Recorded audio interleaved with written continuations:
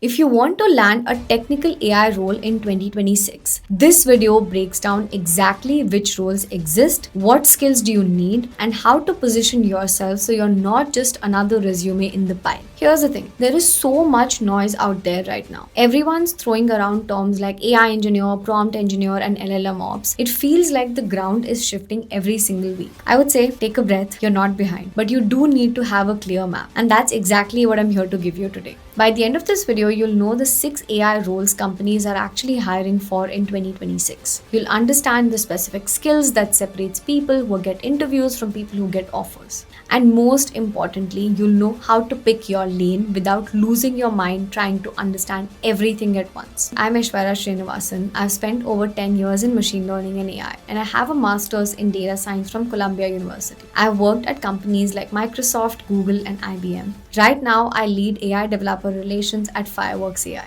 I spend my day talking to engineers, watching what's actually being built in production, and seeing firsthand what skills are making the difference in hiring. This is what I'm seeing every single day, so let me help you figure that out. Before I walk you through the rules, I want you to understand something that will make everything else click. Almost every AI role in 2026 is really just a remix of 3 layers. First, there's the model layer where you have training, fine-tuning, evaluation, safety. This is the how does the AI actually work layer. Second, there's a system layer, which is serving, performance, cost, reliability. This is the how do we run this thing at scale without breaking it or bankrupting us layer. Third, there's the product layer, which has the workflows, user experiences, and iteration loops with real users. This is the how do we make this useful for actual people layer. So different job titles just emphasizes different layers. And here is the cheat code. The fastest way to level up is to pick one layer where you can go deep, then intentionally add skills from adjacent layers. That's what makes you versatile and hard to replace. Okay, let's talk about the actual roles. So role number 1 is AI engineer. You might see this being called as applied LLM engineer or Gen AI engineer. This is probably the most in-demand role right now, and it is staying that way through 2026 as well.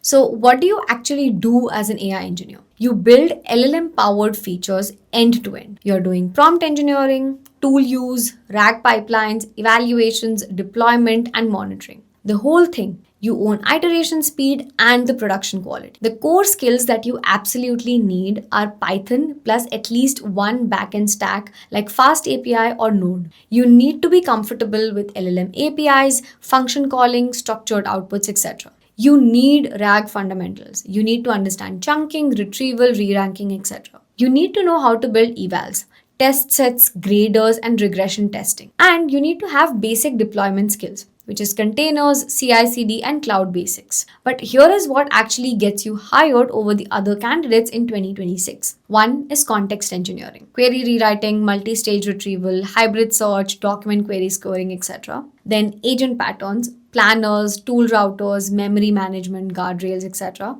Cost and latency optimization, which is caching, batching, streaming, model routing, and safety, which is prompt ingestion defenses, data leak controls, and red teaming basics. If you're building a portfolio project for this role, build a production-ready RAG or an agent workflow that includes an eval harness and monitoring. Not just a demo that works in a notebook, but something that can actually run in production. The second role is ML engineer. This is the classical ML role, but it is evolving. You're building prediction models and decision systems, forecasting, ranking, classification, anomaly detection, and sometimes even deep learning pipeline. The core skill hasn't changed that much. It includes feature engineering, leakage prevention, proper validation splits, training pipelines with experiment tracking. You have model serving, which is knowing when to batch versus when to do real time. You have metrics literacy, which is calibration, drift, bias, confidence intervals, etc. But here's what's different in 2026. The best machine learning engineers know how to work in hybrid systems. Using LLM as a feature generator or as a weak labeler or as a judge for model outputs. That combination of classical machine learning with LLM is incredibly powerful. Data-centric iteration is huge, and building labeling strategies, error taxonomies, and active learning loops is very important. On top of that, you have efficient training, distillation, quantization-aware approaches, inference-aware modeling, and your portfolio artifact should be an end-to-end training and deployment pipeline with monitoring and drift alerts built into it. Then role number 3 is AI platform engineer. This combines what you might see as LLM ops engineer and AI infrastructure engineer. You're the person who makes LLM systems actually run reliably in production. You'll be working on things like observability, deployments, scaling, performance optimization, and governance. The core skills that are required is serving and orchestrations in containers, auto scaling,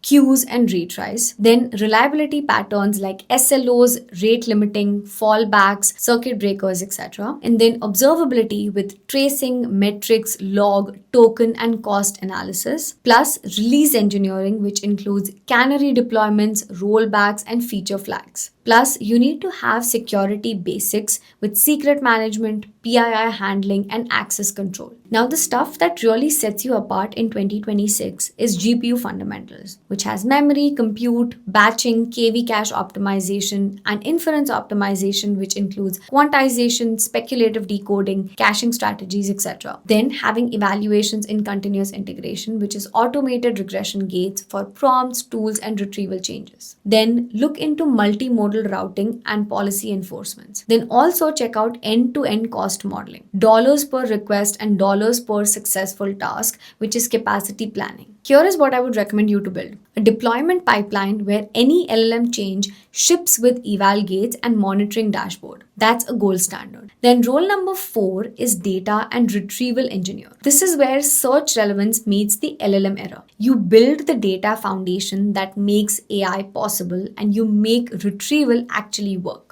So the core skills include modern data stack, which is ETL, orchestration, warehouse, and lineage; data quality, which is constraints, anomaly detection, schema evolution, etc. Then IR basics, which is BM25, dense retrieval, hybrid search, re-ranking, etc. Then you have query understanding, which is rewriting, decomposition, multi-hop retrieval, etc. Then you have unstructured data pipelines with PDFs, docs, images, etc. In 2026, these are the things which are going to be your core differentiators. One is RAG Corpa engineering with document normalization, chunking policies, deduplication, freshness management, etc. Then you have vector indexing strategies and hybrid retrieval pipelines. Then you have context packing, which includes selecting the right evidence under the token budgets. Then you have citation verification and attribution tracing. And then you have hard case handling, which has ambiguous queries and long tail and conflicting sources. Your deliverable should be a high quality retrieval corpus with freshness, provenance, and measurable relevance improvements across query slices. Then role number 5 is AI product engineer. This combines what you might see as an AI full stack engineer or LLM UX engineer or a forward deployed engineer. You own the user experience of AI features and you ship AI into real customer workflows. So the core skills which are required is front-end fundamentals plus back-end integration. You need user experience for AI, which is handling uncertainties, citations, editable outputs, and user steering. Then you need to also know streaming and latency tricks that improve perceived speed. You should also be familiar with rapid prototyping that turns demos into production. Then also be familiar with requirement translation, which is taking messy workflows and turning them into specs. Also with instrumentation, which is funnel metrics, feedback capture, and session replay. The differentiators for you that matter in 2026 are: 1. Trust design. So confidence signals, source display, and safe failure modes. Second is agent user experience, which is showing plans, tool actions, and recovery steps in ways that users can actually understand. Then you have domain adaptation, which is building retrieval and evaluation specs for each and every customer use case. Then you have human in the loop patterns that actually scale. And then finally, change management, which includes training users, measuring adoption, and iteration on feedback. What I would recommend for you to build is a user-facing AI feature with high adoption, low error rates, and explainable behavior. Or you can also build a customer-specific AI application which has a measurable ROI. Then role number 6 is research engineer. You bridge papers to product. You prototype new modeling approaches, fine-tuning methods, eval strategies, and turn them into reliable components. Your core skills are going to be strong coding and experimentation hygiene, reading and reproducing research, training and fine-tuning workflows, as well as benchmarking. In 2026, you need to focus on reasoning and agent training strategies, distillation and efficient adaptation methods, building internal benchmarks that reflect real tasks, not just academic leaderboards. And what I would recommend for you to build a research prototype that becomes a repeatable pipeline and eventually can be used as a shipped feature.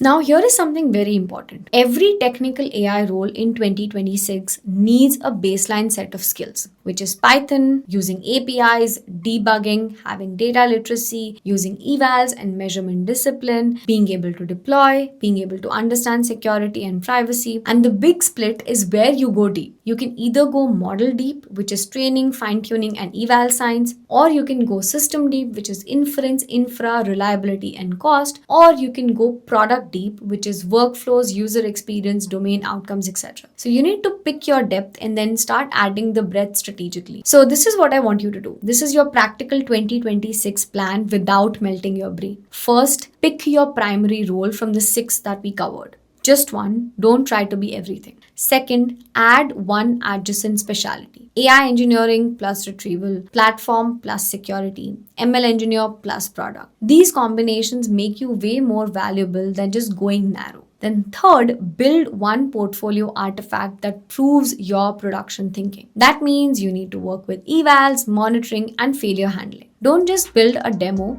but build something that shows that you understand what it takes to ship and maintain AI in real world. I've linked all the resources in the description below, and if this video was helpful, do subscribe to my channel and hit that bell icon. I post regularly about AI, career tips, and free resources with technical explainers, and I also share my journey as an immigrant building a career as an AI leader here in the US. I would love for you to also drop a comment. Which of these 6 roles are you most interested in? What's holding you back? I do read the comments, and your questions help me figure out what to make next.